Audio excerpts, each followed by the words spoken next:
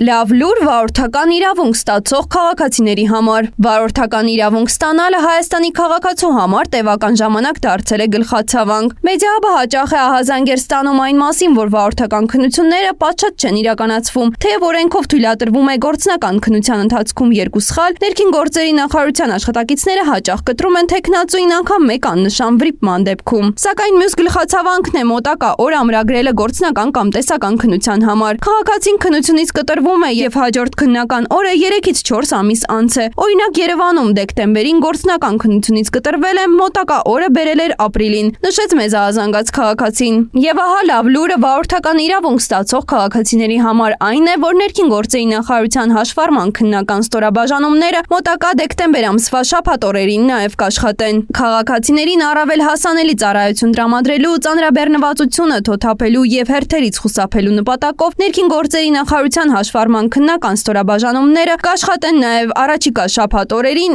մասնավորապես դեկտեմբերի 13-ին եւ 20-ին Երևանի եւ մարզերի հաշվառման քննական ստորաբաժանումների համար սահմանվել են աշխատանքային օրեր ժամը 9:00-ից մինչեւ 18:00 ներառյալ, նշեց ՆԳՆ-ի մամուլի քարտուղարը։ Մեդիահաբի հարցին, թե արդյոք հնարավոր է հերթերի ծանրաբեռնվածությունից ելնելով մյուս ամիսներին եւս շաբաթ օրերին աշխատեն ՀՔԲ-ները, ՆԳՆ-ից նշեցին. այո, անհրաժեշտության դեպքում մյուս տարի հնարավոր է այս նախաձեռնությունը շարունակվի։